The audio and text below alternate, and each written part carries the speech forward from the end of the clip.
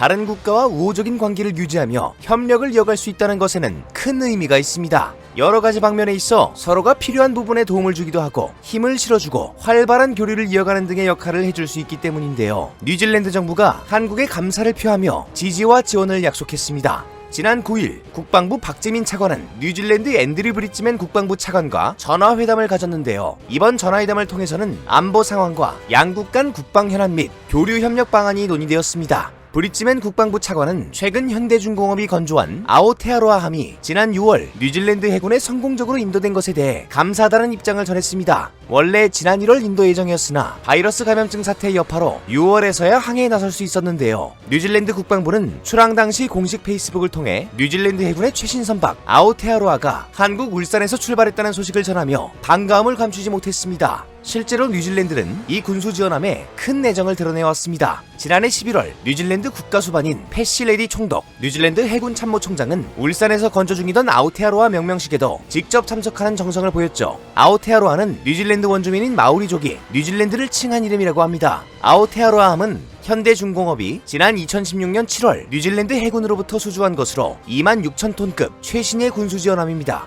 폭 24m, 길이 173m로 뉴질랜드 해군 역사상 최대 규모였기 때문에 국내에서도 뉴질랜드에서도 크게 화제가 되었었죠. 아오테아로아함은 운항하는 속력에 따라 전기 추진과 디젤 기관 추진을 선택적으로 사용할 수 있는 하이브리드 추진 체계가 탑재되었습니다. 추진 효율을 높일 수 있는 큰 장점을 가지고 있는 함정인 것인데요. 특히 남극 해역에서 작전을 원활하게 수행할 수 있도록 내빙, 방한 성능을 갖추어 눈길을 끌었습니다.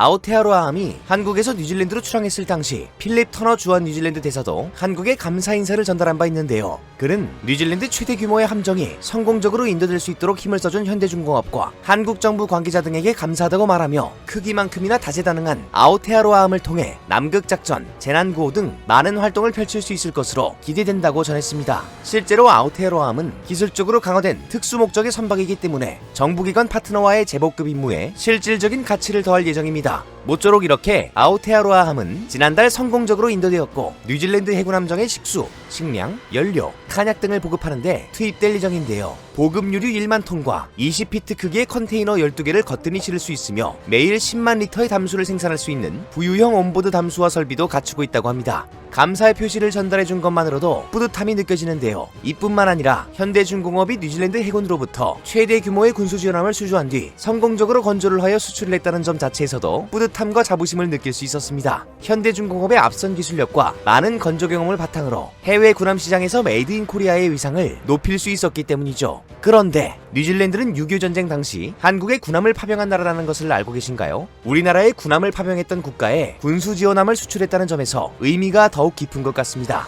또한 빠른 시간 동안 월등히 높아진 한국의 기술력에 체감할 수 있어 뿌듯하네요. 박재민 국방부 차관도 뉴질랜드 국방부 차관에게 고마움을 표시했습니다. 박재민 차관은 전화회담을 통해 한국의 민주주의와 자유를 위해 희생한 뉴질랜드 참전용사들에게 감사하다는 입장을 전했다고 하는데요. 참 훈훈한 회담이 아니었나 싶습니다. 박재민 차관은 이어 한반도에서 다시 전쟁이 일어나는 일은 없어야 한다고 말하며 한국 정부의 한반도 비핵화 그리고 평화정착 노력에 대한 뉴질랜드 측의 계속적인 지지를 당부하기도 했습니다. 앤드류 브리지맨 차관은 물론이라고 답하며 한국의 평화를 위해 변함없는 지지와 지원을 약속하겠다고 전했습니다. 한국과 뉴질랜드는 지난해 방위사업청과 뉴질랜드 국방부가 군용 물자협력 약정을 체결한 바 있습니다. 협력 약정에서 양국 간 방산 분야 협력을 확대하기로 하며 묵묵히 신뢰관계를 쌓고 있었는데요. 9일 진행된 전화회담을 통해 협력은 지속적으로 더욱 확대될 것으로 예상되네요. 정치, 경제, 안보 등의 분야에서 굳건한 우호 협력 관계를 형성하고 있는 한국과 뉴질랜드 관계, 그 기초는 70년 전 한국 전쟁을 통해 만들어졌다고 봐도 과언이 아닙니다. 관계 형성의 역사가 생각보다 깊은 것이죠. 지난 1일 뉴질랜드에서 열린 6.25 전쟁 70주년 행사에 뉴질랜드 총리가 참석하여 양국 협력의 시작을 다시 한번 되돌아보게 해주었다고 생각합니다. 앞으로도 양국이 국제무대, 글로벌 현안 등에 있어 긴밀한 협력을 이어갔으면 좋겠네요.